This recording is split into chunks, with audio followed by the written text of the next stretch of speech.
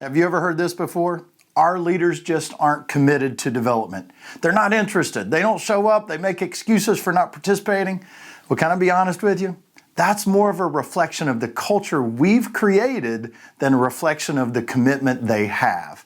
If you get frustrated because your leaders lack commitment, stay tuned, because today I'm going to give you 3 actions you can take to shift your culture and create a hunger for development.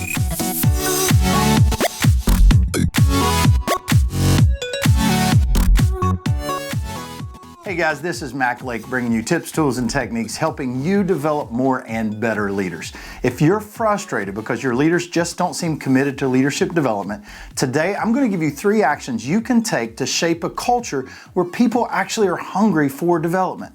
Now, before I give you these steps, I want you to understand something. We are the ones who shape the culture of our church or our ministry area that we lead. If you've been in your role for 3 years or more and you don't like the culture, you have to recognize the culture you have is a reflection of the culture that you've created or allowed. Now that's the bad news, okay? But the good news is this: you can change it. So let me give you these 3 actions that you can take to help shift the culture and crank up the motivation level of your leaders. Action number 1 is deepen your conviction. If you're doing training out of obligation or expectation and not conviction, you're not going to get motivation. Okay, let's get real basic. If you're not excited about training, your people won't be excited about training. We have to realize our attitude is contagious. And if you're not motivated about development, you can't expect your leaders to be. Because your attitude, it spreads among the leaders, you got to make sure that you have a deep conviction and passion about ongoing training. And that way your attitude becomes contagious among your leaders. Now, if you don't have that type of deep conviction about leadership development, let me give you something you can do. I want you to just set aside 30 to 60 minutes, just sit down somewhere you're alone, and just imagine what could happen in the lives of your leaders and the lives of your staff if you did consistent quality leadership development year after year. Think about specific areas that you think your leaders need to grow in. What skills do they need to develop? And then just imagine you pouring into those specific areas, really helping them grow by giving quality leadership training. And if they grew in those specific areas, think of the difference it would make. They would be exponentially getting better in their leadership skills, which will make your ministry more effective, because better leaders get better results. That should be enough to give any of us a deep conviction about ongoing leadership development. You see, if we teach people not just to live like Jesus, but equip them to lead like Jesus, the impact of their leadership will be so much better and so much broader. Action step number 2 is stop offering bad training. I don't remember who said this, but years ago when I was a youth pastor, I heard somebody say, it's a sin to bore kids with the Bible. Well, that always stuck with me. So don't bore your leaders with your training. I hear this all the time. Our people aren't committed enough to come to the training we offer. Listen, the quality of your training, not the commitment of your people, is more likely the root of the problem.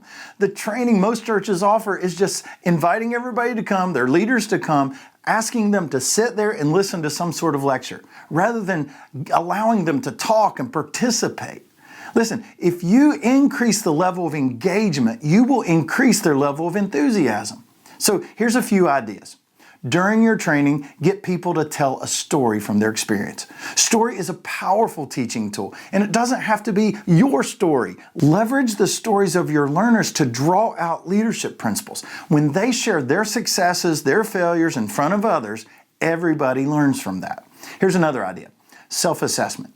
Create a simple self-assessment and get them evaluating how well they do a particular leadership competency. For example, write out 5 basic skills they need to lead in their area.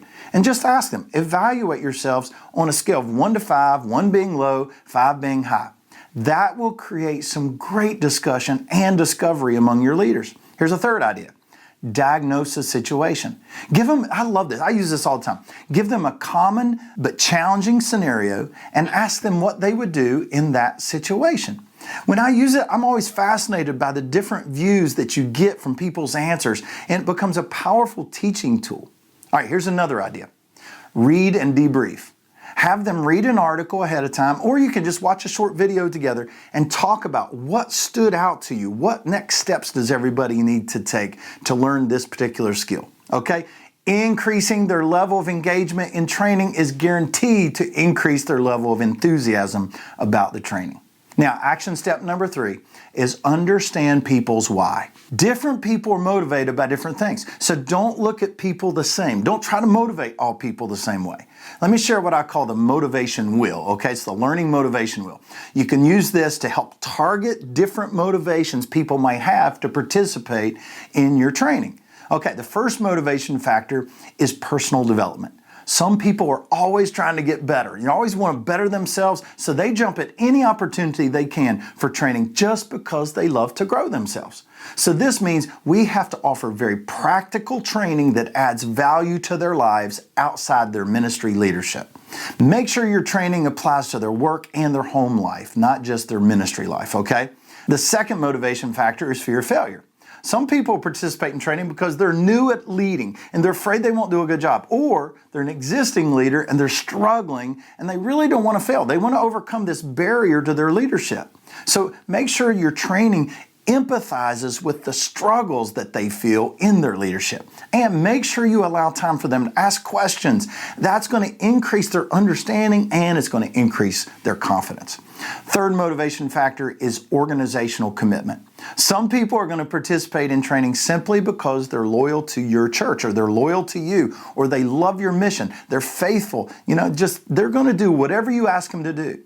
So when you say there's a training, these are the people, they're going to show up regardless, okay? But make sure you thank these people and recognize them for their loyalty, okay? Do not take them for granted. The fourth motivational factor is social interaction. Some people just love being around other people and growing together. So they're going to come simply because other people are there. So when you're offering a training, let people know, hey, this is going to be relational, it's going to be fun, it's going to include a time of sharing and discussion, and your people who are motivated by the social, they're going to show up, all right? And then the fifth motivational factor is achievement. These are people who are results oriented. They like to make progress. They love to win. They love to set goals. So make sure your training has clear learning objectives so they know what they can expect when they show up for the training, and they can walk away feeling as if the training was a good investment of their time. Understanding people's why will help you motivate them to participate. So guys, those are 3 actions you can take to help shape the culture of your church or your ministry area and create a hunger in your leaders for development. One of the things I always share with my Leadership Pipelines clients is this. We aren't just trying to develop leaders. We're trying to develop a culture of leadership development.